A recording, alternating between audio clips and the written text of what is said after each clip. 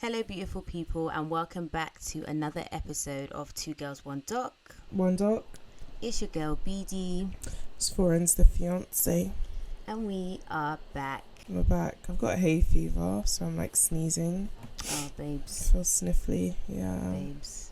But yeah, I'm so happy to be back, guys. I feel like this podcast really it has a very positive impact on my mental health. So I'm just like, now that we're back, I'm like, yay. I've been so excited to That's good. Be back. Yeah. I'm drinking today. You're holding it down for both of us. Yeah, I mean, obviously, like you're doing well with your diet and that, so I don't want to, peer pressure or whatever. Exactly. So I'm drinking sangria. Oh my god, let me show you. In my little glass. Look. Oh my gosh. Arriba. Where's the fruit? Oh, basically, it's already mixed for sangria. Do you know what? Yeah, I was actually gonna make it, but then I went to the shop and they didn't have all the ingredients, and I was like, I'm not going to another shop if I can't find everything here. It's not that deep, so then I just pick the one that comes together. But yeah, it's very nice. It's from Aldi. In fact, we'll post what it looks like, because me trying to describe what the packaging looks like is a waste of everybody's time. We'll put it on our Instagram.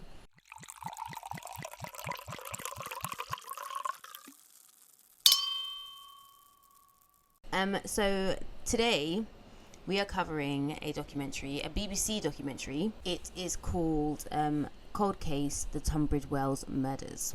I think the title was misleading. Why? Because I'd seen the case, but I'd seen it from the other angle. Yeah, this is what I was going to say. Like, trigger warning. Obviously, like, we cover crime documentaries. They're not always murder, but this one is. But then, like, somehow it gets worse. I feel like literally in the last, 10 minutes, I was like, not even 10 minutes, maybe the last 5 minutes, I was spun. I was like, whoa, how did we get here? Yeah. Very strange. Escalated quickly. Very quickly. But yeah, so this documentary is a not recent, but it's in today's times, but the case took place in 1987. We meet this guy called Ian Poynton, who is a former Tunbridge Wells policeman. So Tunbridge Wells is a place in Kent, and Kent is south of London. Yeah.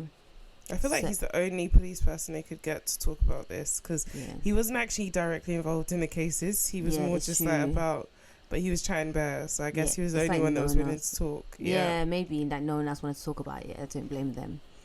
So at the time of the murders in 1987, this part of Kent is still an affluent area. There's some areas maybe that aren't as nice as others, but it's still a nice area. I think they say that because they're this isn't the kind of place that this thing should happen, basically. So we learn about two victims that this documentary is about. The first one is Wendy Nell, who's 25. She works in a cafe in a department store. And so we meet her friend Julie Monks, who used to work with her. Fun fact, my mum worked in a cafe in a department store, because basically she used to come for summer holidays, and my granddad, he used to make them do this thing where so he paid for the first person's ticket, because they're 4 kids, right? And they're all quite they're 2 girls, 2 boys, and both the girls are close in age, the boys are close in age. So he paid for my mum's ticket, and then he told her she had to come to when she comes to England, she had to do a summer job and earn back the money to pay for. So the next one can come. Yeah, and my granddad had a lot of money, but he just did this to teach them something. It must have been so much easier to get a work visa and stuff like that. Of back course, then, because now Priti Patel's not having none of that. She's having none of that. So she worked at BHS. I remember her telling me she worked at BHS, and she used to eat the breakfast and the sausages and stuff and the chips. So she got so fat that summer. Well, in life, as you eat chips. Yeah. So her friend Julie used to work with Wendy. And Julie tells us that Wendy really wanted to get married and she desperately wanted to have kids. And I would hate to die and then the first thing that people say about me is, oh my god, she really wanted to get married and have kids. Because it's just why? Was there nothing else to say about her? But do you know what? If that's what her life's whatever. But she had been married though. She was divorced. Yeah, so maybe she still wanted that. I don't think it's bad. I mean, I'm not saying that it's bad. I'm just saying for me personally, if I die, don't come and say, oh my god, she really wanted to get married. Tell them I was a bad bitch. Yeah. I highly doubt if it was you, anyone would say that. I think it's indicative. I said I highly doubt if it was you, anyone would say that. It's true actually, because if it was you, I'd be like, oh, it's such a shame that she's dead because she really wanted to be a mum.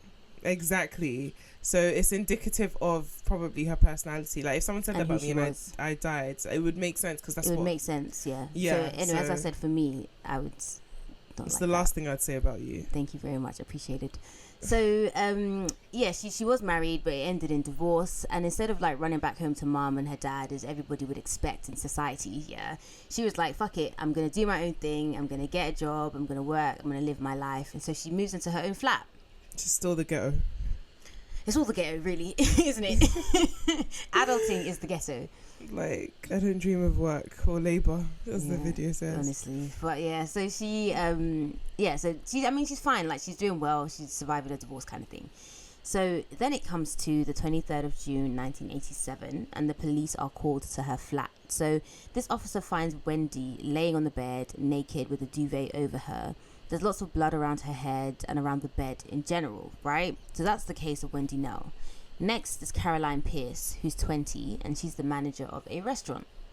So on the 24th of November, so this is a few months after Wendy was found, Caroline's neighbours hear screams from her flat. She was never seen alive again. It was originally thought that maybe she had disappeared, but as time went on, of course, it became apparent that she hadn't just simply disappeared. They say like she was never seen alive again, and I'm just like, it's not like she went anyway. Maybe she did kind of go missing, but yeah. Anyway, I don't want to say how people should react. Obviously, you might hear your neighbor screaming and they're just watching a crazy show, or like something is happening. I don't know. So maybe, I don't think I would even flinch if I had a neighbour screaming. Yeah, you would just think, oh, that was weird, and then if it stopped abruptly, you might think, okay, strange, you know. So yeah, let me not judge. So people thought she disappeared, but it became apparent that she hadn't. So there's a prosecutor, Libby Clark, and she's basically telling us like it was clear something had happened, like something bad had happened, and it was just a few months after Wendy had gone missing. So it's kind of like the talk of the town. Do you know what I mean? Everyone's kind of like, oh, where is she? You know, has she run away? Has something happened to her? But no one's seen her basically, until 3 weeks later, when her body is found 40 miles away in a ditch filled with water near a farm. So they find her with just her tights on. So at this point, there's been 2 murders. So everyone starts thinking, oh God, like a serial killer, because it's all around the same ends, right? Mm-hmm. And everyone's basically just waiting for there to be another murder, which is actually terrifying. Like, how can you just be waiting? Yeah, waiting to yeah. Until the next die, person shows up. essentially, Yeah, exactly. So this is 1987, which is not like these here times that we live in today. So a lot of the police work relies on witnesses and like clues from the crime scene. So Wendy's house actually contains some very critical clues. So on her blouse, there's this like bloodied footprint and some DNA. But then for Caroline's situation, Caroline is the victim that was found outside. There wasn't that much DNA, right? Yeah. Which kind of makes sense because probably washed away or whatever. So all the true crime fans out there know that as amazing and useful as DNA evidence is, back in the 80s, like you could get DNA evidence if you wanted to, but like it didn't really help much into the 90s because there's not really a database. Like how can you really compare? Like you have the DNA, but like you can't really do anything with it because you can't match it to anything. So they did have a little database where they compared it to, they compared the DNA to, but there were no matches. And so they were like, you know what, fuck it, let's just store this evidence and we'll wait for when the DNA technology advances, which is good.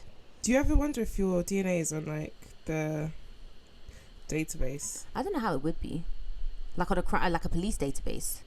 They would have to take it from you, like when they do the fingerprinting and all that stuff. Is that what you mean? I don't know. Like just like in terms of like the government having. I feel like they probably do. Yeah, I feel like the police have access. What they call their DNA database is probably just the government database, and I've probably donated my DNA like a number of times without realizing. Yeah, they probably just have it, and they'll say it's for like national security. Yeah. And then you don't know that they have it until they knock on your door and they say, "Oh, you killed someone." Exactly. I don't know. I wouldn't be surprised though, honestly. I feel like there's so much that goes on that we just don't know. And ignorance is bliss, in my opinion. Exactly. So they go on Crime Watch. They feature the murders on Crime Watch. Nothing, no leads, nothing. And so the case goes cold. So the Tunbridge Wells Police Department actually gets closed down, which says, like, speaks volumes. Every time we come across like British police, like it literally reminds me of the Lottery Light episode where they just literally like bumbling fools. Fuck all, like just drink tea, probably go to the cafe, like do like Literally that's their version of eating equivalent donuts. of donuts, innit? Yeah, literally just go to the fucking cafe, drink tea, like milky tea, and that's pretty much the in and out. Like And they that's can only it. solve a case if it's like handed to him. I was talking to my fiance about this. I don't know what we were saying. Oh, talking about when our car got stolen. Mm-hmm. And he was like, oh my gosh, like, so did they ever like find the people? I was like, are you joking? Like, this is the UK. They do fuck all. That's right. It And he kind of was like, pays to be a criminal here. yeah. And he was like, also, they're pretty much the same as Nigerian police. And I was like, yeah, like, but they're less, like, they don't have guns, basically. So, They have those yeah. baton things. I was like, they literally have batons and that's it. But yeah, they do fuck all. Yeah. So they keep the case open, but the department is closed. So to that I say, where was the case open? Anyway, maybe they transferred all the cases to a different department and they kept it a different precinct. I don't know what they call it here. A different police place. So then we fast forward real quick to 2019, which was only a couple of years ago, right? Well, a few years ago. And there's a breakthrough. So they're able to develop the tights that Caroline was wearing, and they were able to get a DNA sample from the suspects, because if it's not Caroline's DNA, then the DNA would be of the suspect, right? Yeah. So back then they couldn't really compare it to anyone because they didn't like regularly take DNA and the database was small, and they make a good comparison to like registration plates. DNA profiles are a bit like car number plates. One plate, one car. There's been a register of plates since 1904. The database of police DNA profiles only began in 1995, and Wendy's killer wasn't on it.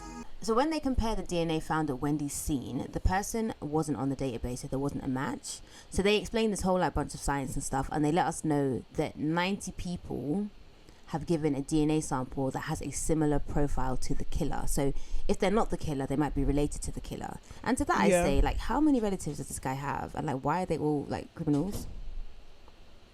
Because if there's 90 people, why did they all... Yeah. Why are they all people in the why are they database? all... Why is your DNA so similar to 90... Anyway, whatever. So now the detectives have something to go off 30 years later. They go to question the families, basically saying, look, like, your DNA matches somebody who did this, like, any idea who it could be? And one family member stands out. So there must be a close-knit, wider family, extended family then, if they all... like know who this person could be. Yeah, and for everyone to kind of point the finger enough that they concluded it was you. It's kind of like, oh, he must be so dodgy at the family he's a weird guy. barbecues. Yeah, they're like, oh yeah, it's probably him. Yeah, so this guy, his name is David Fuller. So we see the body cam footage of them going to speak to him. David, if you listen to what I'm going to say. Yes. Just, we're from Kent Police and we're investigating the murders of Wendy Nell and Caroline Pierce in 1987. Okay? As part of that investigation, you've been linked as a suspect, both geographically and forensically. Okay? If you listen to what my colleague's going to say to you. Right, David, you're under arrest on suspicion of the murders of Wendy Nell and Caroline Pierce in 1987. Do you understand? And they're like, we're investigating you, they arrest him, they read him his rights, blah, blah, blah. And he's like really calm.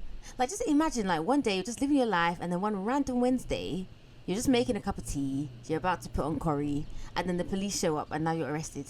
But you're thinking about it the wrong way, because you're thinking about it in a sense that you're just a normal person. Like, when you've committed the crimes he's committed, you're always going to be thinking, today's the day I get caught. The clock is ticking, yeah. Yeah. You're probably even relieved, like, oh, okay, right. Yeah, literally, finally, It's like, over. fucking hell, mate. Like, so, yeah, I don't think, It's like, true. for me, if the police came today, I'd be like, whoa, what is going on? Because I've done nothing, right? But for him, he couldn't have been shocked. Yeah, it's true. It's true. He probably was like, oh, it took you long enough. Literally. So we learn that he was a convicted burglar, but he was never jailed. And again, we say, UK police, what are you doing? How are you convicted burglar but never jailed? Literally. Maybe if you were jailed, you wouldn't have been out here killing people. Escalation, like literally.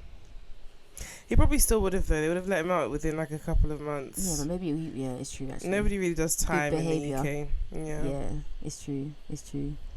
So by 2020, he is working as an electrician, and he's on his third marriage. It's so funny that they mentioned that, because I was like, why was that relevant? When you see this guy, yeah, like, it's literally like, I don't know what that nigga did, but he is guilty as fuck Of everything. So it's just like, who married you 3 times over? Yeah.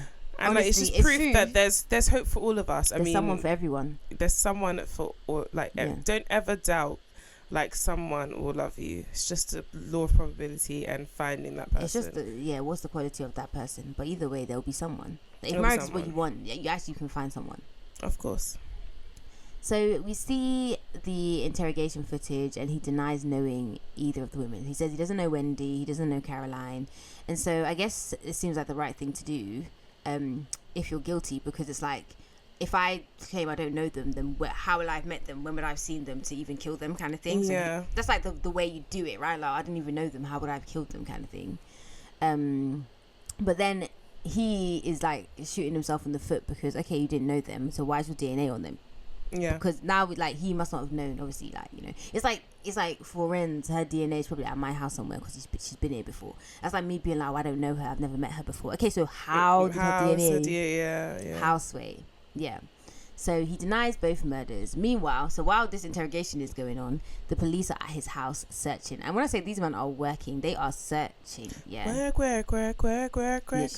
Literally. So they describe him as a hoarder, and I would agree, there's stuff everywhere. Everywhere. He's also a keen photographer.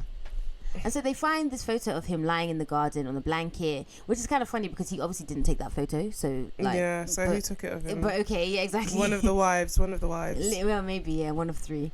So yeah, in this photo, he's like face down, ass up, and you can see like the soles of his shoes. Yeah, that's the way he likes to fuck. Put a pin in that, right? So Wendy, they said that they found a partial bloodied footprint on her blouse, the blouse she had on when she was killed. And so then they're like, oh, actually, these shoes that he's wearing in this picture matches the shoe print in the blood. Which, I mean, hella circumstantial, but you have the DNA as well, so I guess you can really use that to make your case that, okay, you were the guy who killed her. I'm like, you only have one shoe that you're wearing, the same shoe to picnic, the same shoe to kill. That's the least of this guy's problems. I mean, at least. But yeah, he's guilty. He's charged. So they also found this guy.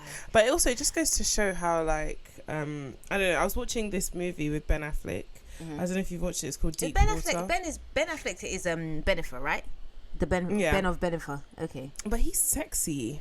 Ben Affleck. I keep. Is he the one that's that meme and he's smoking and his hand is like on his head, like he's tired? Is it the one that they put in the bridesmaids group chat yesterday? Maybe. No, because that person's black. No, it wasn't. No, it's not. It wasn't. No, it's not that one. No, it's Ben not that Affleck one. He's outside. You can see his whole body. He's standing up. You can see like his whole body. I think so. And he's outside and he has like a cigarette.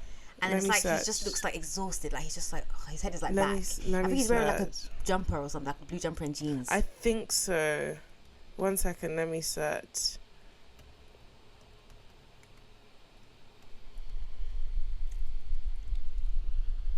Oh yeah, that's him. Is that him? Yeah. What colour jumper is he wearing? It's blue. Oh, well done me. He's sexy as fuck. Yeah, he's like every time I watch a movie, I'm like, oh, I'd give it to you 6 different ways. Come on, 6 different ways. 6 different ways. But I was watching this movie and basically it's called Deep Water. Spoiler alert, like fast forward if you don't want to hear. Like, I've heard of it. Is it good? Apparently it's shit. Everyone kept going like, oh, this movie isn't good. It's not good. I just watched it, like, I had it as background whilst I was working, and it's not bad. You liked it, okay. But maybe because it was background, that's why. Yeah, it's not bad. Like, I think people like to be, oh, I'm such a critic. Like, and by people, I mean my sister. Like, which she's one? like, Chazam. Of course. I'm only going to watch it if it's critically acclaimed and the reviews aren't great. Like, fuck off. Like, just watch a movie, like, it's for entertainment. Yeah. So, like, not everything, like, she watches get into her producer and bag. she watches all these, like, explanation videos and, like, and then I was like, oh, let's watch Pretty Woman. She's like, no, actually, that movie is so problematic now. Like, just fuck because off. She's Gen like, Z, innit? You know what? I can't stand these Gen Z. That's lot. why, it's because she's Gen Z. But anyways, I was watching this movie and basically he killed someone. Long story short, and like I was just like the crime whatever in me. I was just looking at all the points in which like they could catch him, because the way he killed this person, it was kind of like this could go unsolved. But yeah, I was just looking at all the points that they like ways they could catch him if they were gonna catch him. Yeah. Did they catch him? No. Oh, that's annoying. I say all this to say that it's actually fucking wild that this guy like had the same trainers and was chilling and he never got caught. Based off of that alone, he should have been caught. Yeah. Like in America, what they would do is they would have taken that shoe and tried to find like the tried to find the shoe, the manufacturer, how many was sold, blah blah blah. Like there's so many crimes that have been solved that way, but this guy was just chilling with the shoe for over 20 years. And if there was no DNA, they wouldn't have caught him. Yeah.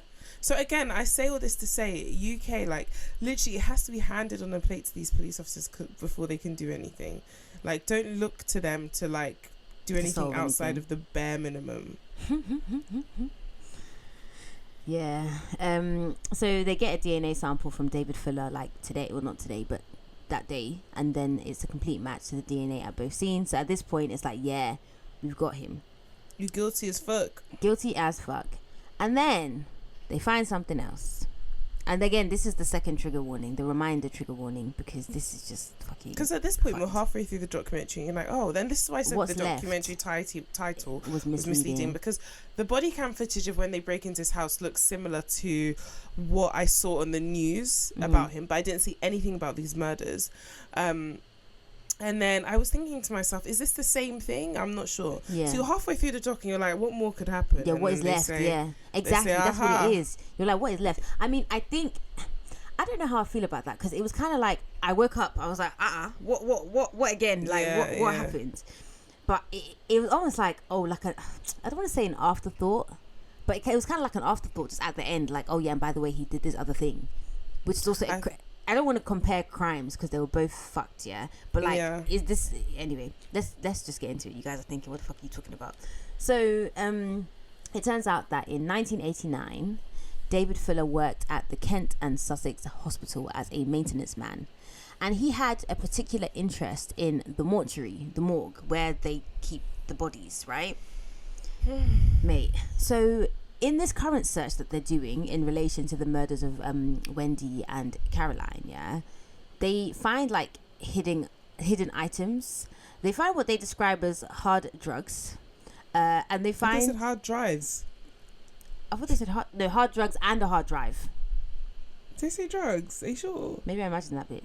You imagine that? Maybe they he hard drugs. He looks like he does take hard drugs though. So he looks like he does. He looks like he's lived a life. Maybe he did say hard drugs and a hard drive. But I put hard drugs and a hard drive. But they have said hard drugs there was twice. Nothing about drugs. If you need a line of coke, if you need a bump, like let me know. But imagine seasoning. It was definitely drives.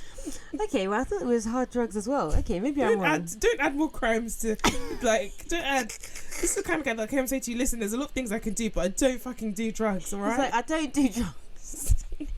There's a lot you can say about me. I'm pretty sure it was hard drugs. So they would have said what it was, like cocaine, like ecstasy. Cocaine. No, but you know the Brits sometimes like they do hard drugs. They don't really want to like divulge. Yes, it was drives. It was drives. Either way, the drives, the drugs, they were hard. Okay. Yeah, they were hard. Like my man. I was surprised it took this long.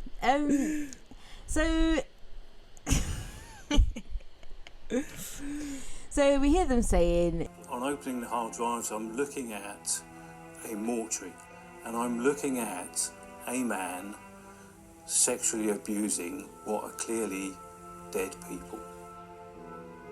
And he had filmed it, photographed it, every second. These are his pictures. This is, I don't know, egregious? Is egregious even the word? This is egregious, yes. Egregious is the word, yeah. So he's sexually abusing the dead bodies and filming it and photographing it. And obviously this is wild for obvious reasons, but also as much as we cuss the UK police officers, like these particular police officers, like once you've seen that, you can't no longer you can't unsee it. And that's your Yeah. job, to watch these videos. You can't unsee it. There were so many of them. And the police guy that we're talking to, he says, I've seen some horrible stuff in my career that people really shouldn't have to see. And then looking at this, excuse me. David's fine. We can stop if you want. No, I'm fine.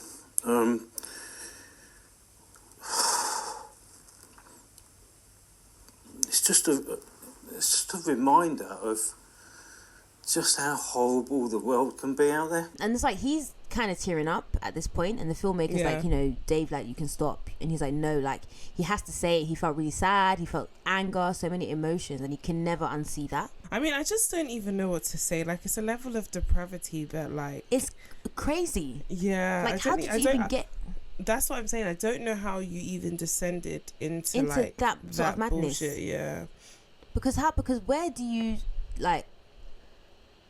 start? Like, you know how we always say there's escalation, you know, so where do you start? start by buying plastic dolls online.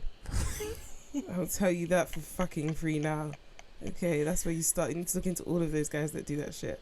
I'm so sorry. I know that, like, there are a few people that we've chatted to but no, that's where it starts. Lord. That's where it starts. Yeah. So I'm guaranteeing you that's where it starts, like, without a doubt. we've Like, I'm heard, so sure. I'm sorry, I just need to reiterate this, because people will say all sorts of things. Like, I'm actually so sure that it's the origin. Like, let us look into these men. It is not normal. into like, the psyche. Yeah, let us look into the psyche. This is how it starts and it descends. Because it starts off with these dolls. They don't talk back, they don't chat back. You want to control, dominate over them, and you can do all of that. Then you're like, oh, actually, I really enjoy, like, all the dominance I have over these dolls. But I just want, like, flesh. Like real. And next thing, you're digging through, like, a fucking, like, graveyard. But That's you know what where it makes starts. me think? So, you know, he, I think he sexually abused Wendy and Caroline when he killed them. Yeah. Did he do that then when they were dead then, or when they were alive? I think it was a bit of both, if I'm being honest. And I feel like that's where he kind of was like, ooh, I kind of like It's this. like, now I Or it can might- do it without the murder. Yeah, he might have even knocked them out and realized he liked them being incapacitated. Please. Did I say that This right? is so incapacitated. Yeah. Yeah. And then he probably got this job in the mortuary and was like, oh, actually, I feel like that was rather so than- premeditated, because he didn't even get a job in the mortuary. He got a job in the hospital, hospital, and then he just had decided to access spend all his time there. in the mortuary. Literally, and then it's like, were they not doing performance reviews? Was it not like, oh, like Listen, half of the hospital has like the lights no are not electricity? working, and you know, Like, NHS. are you Fam, not doing your job? Like, why is it that the morgue is always like? where you're at, it's crazy. But yeah, I feel like he realized he liked that, but he didn't want to go through like Having to kill people. Yeah, like and then- he probably didn't want to live with looking over his shoulder, and he was like, oh, like, this is just a hospital morgue. Yeah, it's Nobody's probably a lot gonna of know. work. And then Yeah. because we find out that in addition to killing Wendy and Caroline, he sexually abused 98 dead bodies, including someone who was 100 years old and 3 children. I don't know how to feel about that. Like, do you know what I mean? Like, it's really tough, because I would be at peace with the fact that my loved one wasn't in their body to experience the. We're gonna get into the whole should we tell them, should we don't? Because I think Yeah. that we should discuss that bit. But before that, in the documentary, they compare him to Harold Shipman, and Harold Shipman, I'm sure you guys know, is that I infamous don't know why doctor. they compared the It two. didn't make any sense. It's 2 white men that killed people. I don't know. It was weird. Like, Harold Shipman is this infamous doctor. He killed like 250 of his patients, and it's like, I don't really know why they brought him up, like, for clout. I don't know. Very strange. They brought him up for clout, man. Very strange They wanted vibes. to be like to America. Yeah, we have serial killers too. Yeah, exactly. But that Harold Shipman, like, it was just Had fuck all. irrelevant. They're both shit guys, but it was irrelevant. So we meet this psychologist who's basically, what they say is like, you know, there's really nowhere to go after necrophilia. Like, you're fucked. Like, from that point, where do you go from there? Like, what other crimes are there to commit? Like, you've hit the pinnacle of crimes. Like, ridiculous. So we learned that David Fuller would log all his victims from the mortuary. Like, he would put in his little black book the date of birth, the date of death in his book, and he would have like videos and like subfolders on his computer of him doing what he was doing. And you're thinking to yourself, like, how the fuck did this guy get away with this? Like, is nobody thinking, why is this guy always in the morgue? Like, he had access to the morgue. He was the maintenance man, so he could go anywhere, really. And he just looks like any old white man. I mean, he literally could be anyone. Like, he could very much be a patient that I see at work, 100%. But he looked creepy. And obviously, it's not everyone that looks creepy that is creepy. But this guy, I'm gonna put a picture of him on Instagram. This guy looks creepy. Yeah, he looks creepy. Like, he does. And you can see he could probably be in Tesco. I can see why his relatives pointed him out. Yeah, 100%. But I'm saying this behavior has probably been exhibiting weird signs from like the very beginning of time, and everyone was like, this guy's a bit. But then I feel like, is there a way that you can like report people before they commit a crime and like maybe have them sectioned in order to prevent a crime? I think you can just put, like, you probably can't, but it would be good if you could just put, like, this uncle is very weird. Mate, like, he has weird vibes about him. Dodgy. He looks weird. Like, sequester I him. Anticipate in the future you will be seeing him again. I anticipate just future abuse. keep an eye on him. Yeah, you should be able to do that. Yeah, but what if it's your kid that comes out and they have weird vibes? This is what I'm about saying. Again, I think so too, because how many have of you kids watched that Let's Talk About Kevin? Or I read it. Yeah. And that guy that acted the movie, I feel like is the movie really good? took that. Is the movie good? Yeah, I feel like he really took that role, like method acting, and he never came out of the method because he's been doing some crazy shit. Like, what, in real life? Yeah, like kidnapping people, beating people up, like breaking into house, like he's basically been the actor? Terrorizing people in Hawaii. Like, it's been crazy. Is it what's his name? Ezra Miller. Yeah, their name. That's who. Yeah, that's the guy. Oh, that's them. Oh my goodness. And they acted that role so well. Even when I was watching it before, that's crazy. I didn't know it knew was that them. like so they acted the role really well, and I was saying to myself like, like they really embodied this role. That is wild. Like, I wonder what they would have been like on set. Because the thing is, I haven't actually watched that movie, so I didn't know they were in it, but I've heard about their antics of late. Yeah, so I was like, they never stepped out of that method that they were acting in. But that's crazy though, because if your child, or whatever, your niece, whatever, you clocked was like a bit off, like, again, what can you do? Pray and fasting in the interim. That will do it, bro. So my next point was that, like, they mentioned he was married 3 times, and I'm like, did he go and take mortuary dick to his wife? Can you imagine, of all the kind of dicks to bring home? Are you crazy? Corpse dick. That's wild. Oh God! And then next thing you'll be saying, "Oh, like my coochie's burning." Listen to me. I keep getting thrush or BV. Imagine you were the wife, because you would have done this over years. Like, this wasn't a one-time thing. So any of those 3 wives could have gotten corpse dick. Stop it. No, not any. They all probably got corpse dick. Stop it. They all probably sampled like a little bit of formaldehyde. Not formaldehyde. No, that's disgusting. That's so disgusting. So you're a live wife. Alive wives. Nah, sorry. I'm sorry, but there must have been something about their sexual lives that was a red flag. Oh, what, that he wanted to do a certain thing or play a certain way? Yeah, there must have been something that made them think, ooh. But then maybe that's what I'm saying. Maybe he was actually pretending the whole time. He was trying to be normal in his actual life, and then when he got to the morgue, he was kind of like, oh, finally I can do what I want to do. Do you remember that story? Like that voice note that was going around, or was it on Twitter? And the girl was like, oh, she met someone from Tinder, she had sex with him, and he came on her face, and then she got a rash, and then she went to the dermatologist and was like, oh, this rash could only come from 2 things, either having sex with animals or having sex with dead people. And then she found him on Facebook, and it turned out he worked in a morgue. Did you hear that story? I heard that story, but I thought it was one of those urban legends. Yeah, apparently it's not true. But isn't. David Fuller is out here, so there's a story like that where the guy was like so normal in his family life, but he was like crazy. It was a movie. I mean, there are many movies like that, but yeah. I don't know, like, you never know who you're with though. Yeah, I think about that all the time, like getting a knock on the door and like the police are like, this is what your man's been doing. Yeah, I'll be like, I do not know that man. I'm sorry, I don't know who that man is. Like, that is literally gonna be my reaction. But then do you think that sometimes, because sometimes I'm like, were there not signs? Could you not see? Like, how much hiding is someone capable of doing? Like 24/7. Like, there must be times where the mask falls a little bit. No, or no? I don't know, because sometimes when you hear these stories, these women are like, bro, they knew nothing. Yeah. And then that's even another thing to contend with, because you literally, the person that you thought you knew and loved is not real. And then also you now doubt your judgment. Like, if you meet someone else, like, I thought this guy was calm and he wasn't, so how can I trust if myself? that kind of shit happened to me, I would just never be with anyone else.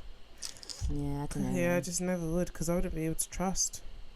Yeah, I think it runs so deep. It's like ruining lives, fam. So how was David Fuller able to abuse these bodies in the mortuary? Like, surely there was CCTV, right? Right. So there were two halves to the morgue, is what they described. The first bit is like where they put the bodies in the freezer, and there's CCTV. But on the other half, there's not CCTV. So you could basically take the bodies. So the fridge, the way I imagine it, the way they describe it, the fridge is like in the middle of the room. So you can put the body in one way and take it out the other way. That other way, there was no CCTV there. So that's where he would lock himself into, take out the bodies, do what he was doing, and then put them back. Like, he had, like, to take out the bodies, like, that means that you knew no one was coming. Like, yeah, you literally were. Yeah. And even like the police guy that they interviewed was like, there's times where in the videos, like, there was one where he must have heard something, because he stops and turns the light off, and then in the video it's just dark, and so the guy's thinking like, oh, okay, like, someone must be there, he's probably putting the bodies away, and then he puts the light back on and just continues doing what he was doing. And it's just like, what, like you said, like, what level of depravity is this? Like, how did you get here? Like, it's like, by force I'm going to abuse this body. Like, cool, I might have to wait it out a little bit, but I'm gonna do what I'm gonna do. Yeah, so fucked. And like, he was a supervisor, so he always would make sure that he had the late shifts when people were less likely to come in. So now the police have more work to do. They have to find out who it was that he actually had abused, and this is like 98 people. They have to narrow it down, they have to identify the patients, and then the family liaison officers have to go to the family to basically tell them what happened. So we hear an example of this with the Ikande family, who came to the UK from France, which is kind of sad because they just came for holiday, and literally they get off the ferry, they get in the car, they have an accident on the motorway once they get off the ferry, and then two of them, so Mary and Helen and their dad, three of the family members died. Their family structure is the same as mine, so I was like, oh really? Is this three girls and then a mum and a dad? And then the mum and the dad. Yeah. So this happens, and this is sad enough to contend with. You literally came on holiday. Your holiday hasn't even started yet. You just got off the ferry. Car accident. 3 of you have died. And so 6 years after that, they get a visit from the police.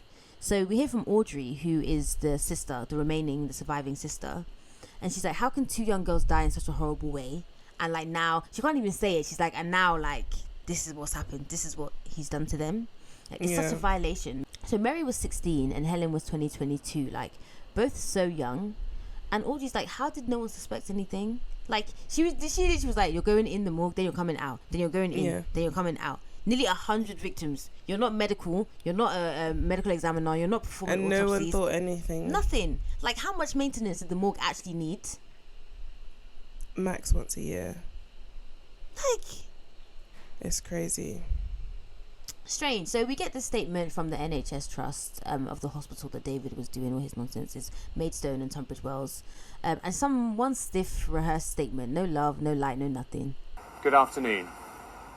I want to say on behalf of the Trust how shocked and appalled I am by the criminal activity by David Fuller in our hospital mortuary that has been revealed in court this week. And most importantly, I want to apologise to the families of the victims of these terrible crimes. So we're back with the family liaison officer. So that's the person that goes to tell the victims' families what has happened. And so obviously with healthcare, like, you have what they call a duty of candor. So like, you have to be open and honest and tell people, you know, stuff that's happened, if it's gone right or wrong or whatever. So I get why they had to tell them, but like, if it were me, I'm not gonna lie, like, I wouldn't want to know. Like, why would you tell me that? Yeah, I wouldn't want to know either, I wouldn't want to know. Like, even with the Ikandes, like 6 years after, I'm still grieving. Like, I'm maybe just... It's still kind of fresh. Yeah, day by day, I'm trying to get better. Maybe each day, I'm having good days, I'm having bad days. And then you now come and lump me with this on top of it. Yeah. I wouldn't want to know. Yeah, I wouldn't want to know. I wouldn't want to know either. Don't tell me that shit. Yeah, please keep it to yourself. So then David Fuller goes on trial. This is kind of recent. This was the 4th of November 2021.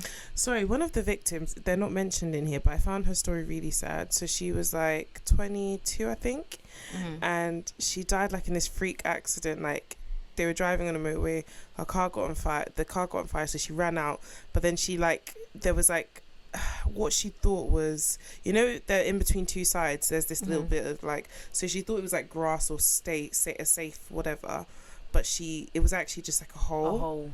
And then she like, basically she fell through it, and then like the police came, they were trying to help her, but she basically slipped and she died, right?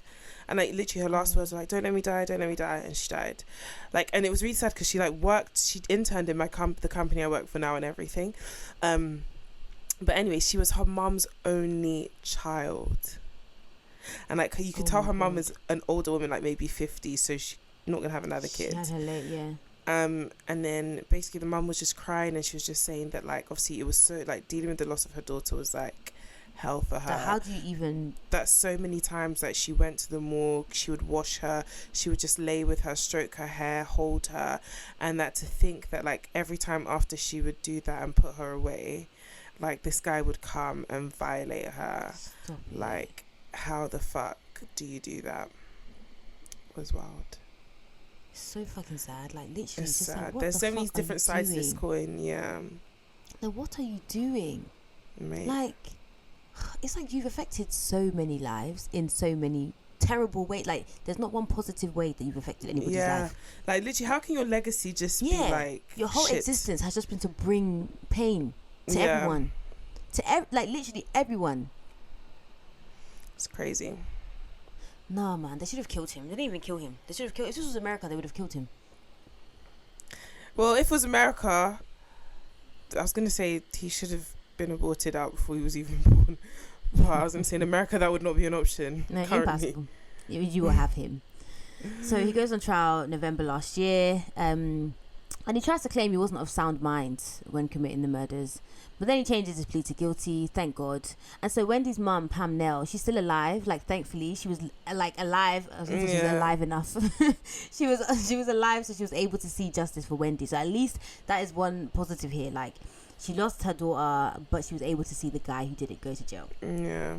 So the documentary is basically over now. It ends with on-screen text, and it says, faced with overwhelming evidence, David Fuller admitted murder and sexually abusing bodies. On the 15th of December 2021, he was given 2 whole life sentences. He will never be released from prison. Praise the Lord. The judge said to him, you became a vulture, picking your victims among the dead. She praised the men and women of Kent Police. Okay, fine. So, yeah. Yeah. That's that.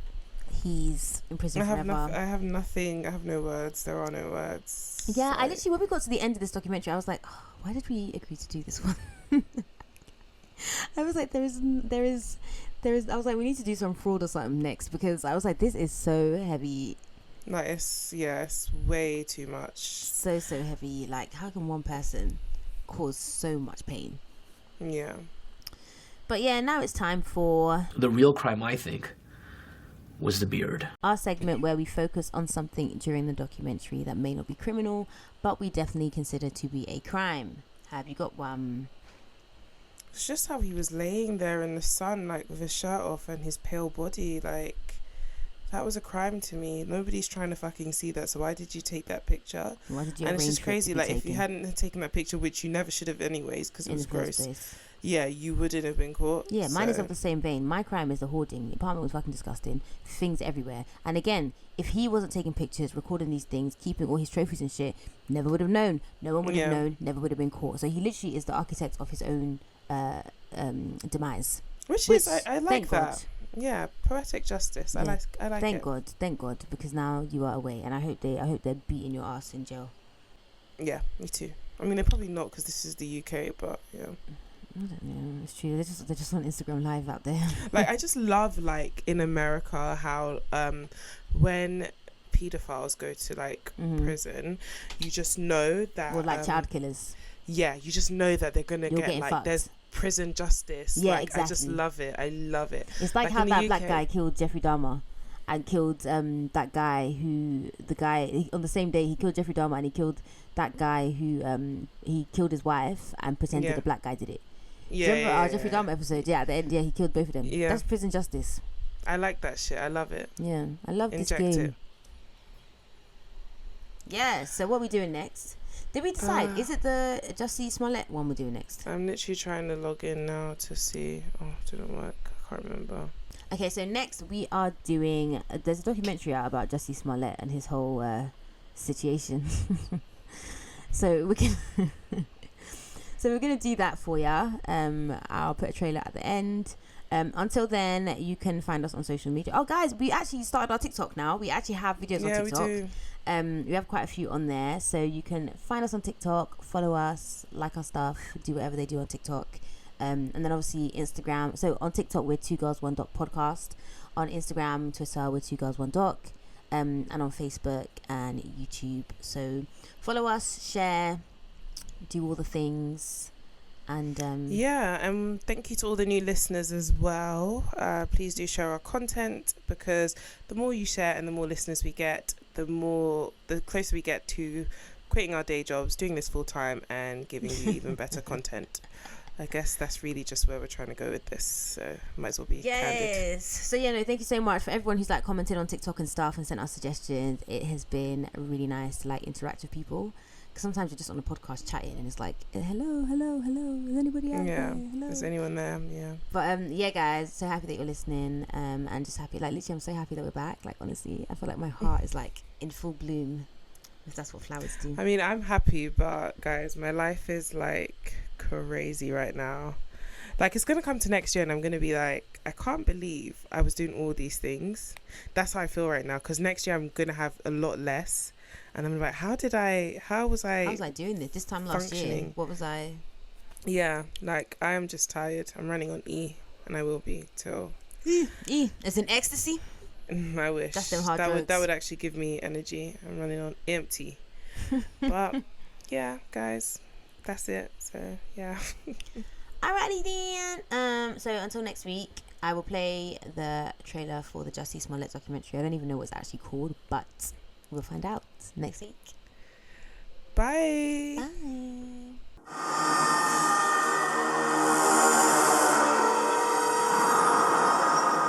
Chicago. Yes, I work for an artist. I don't really want to say his name, but he went to Subway. He was walking by some guys. I don't know if he jumped him or something like that. Okay, so what's really weird, man? They put a noose around his neck.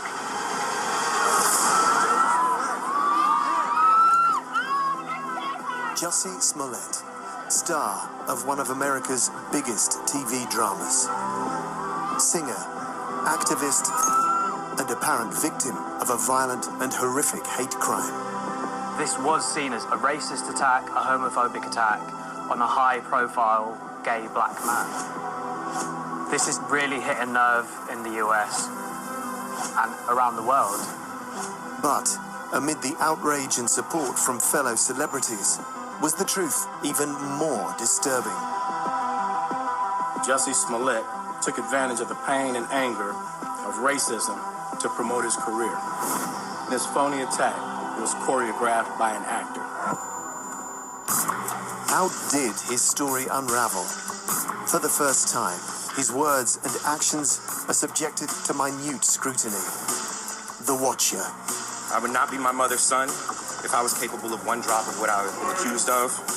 Some people may say, he's blinking. No, he's not blinking. That's a reliable indicator of deception. The Listener. The last thing that I want to do is be portrayed as a victim. He's subconsciously distancing himself from being the victim because he wasn't. And the Profiler. Your Honor, I respect you and I respect the jury, but I did not do this. We see some real passion from him, and I think that we see some real emotion. But he's an actor. The story that divided America.